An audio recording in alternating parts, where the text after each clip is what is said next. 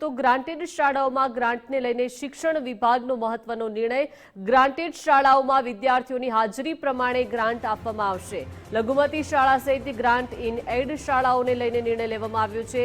વિદ્યાર્થીઓની હાજરી ઓછી હશે તો ગ્રાન્ટ કાપી લેવાશે। વિદ્યાર્થીઓની હાજરી મુજબ ગ્રાન્ટના વિસ્તૃત નિયમો જાહેર કરવામાં આવ્યા છે।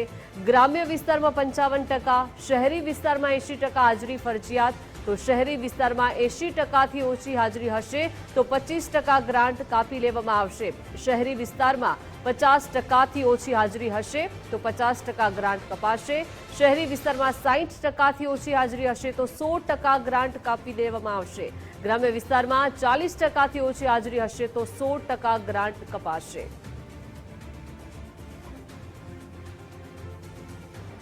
વધુ માહિતી સાથે સંવાદદાતા નિકુંજ જોડાઈ ગયા છે। નિકુંજ, ગ્રાન્ટેડ શાળાઓમાં હવે ગ્રાન્ટને લઈને શિક્ષણ વિભાગે મહત્વપૂર્ણ નિર્ણય લીધો છે।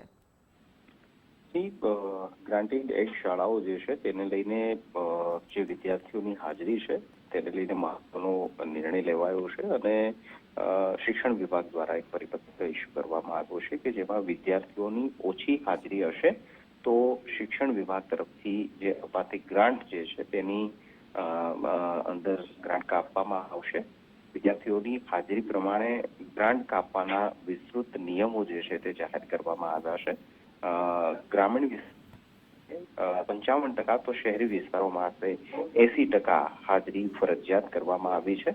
શહેરી વિસ્તારમાં 80% કરતાં ઓછી હાજરી હશે તો હાજરી પ્રમાણે 25% ગ્રાન્ટ કાપવામાં આવશે।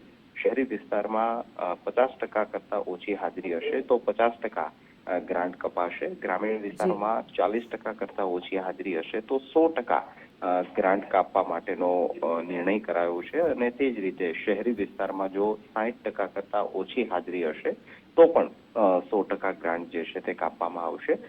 શિક્ષણ વિભાગ દ્વારા વિસ્તૃત પરિપત્ર જે છે તે ઇસ્યુ કરવામાં આવ્યો છે। જી બિલકુલ, આભાર નિકુંજ વિગત સાથે જોડાયા તે બદલ।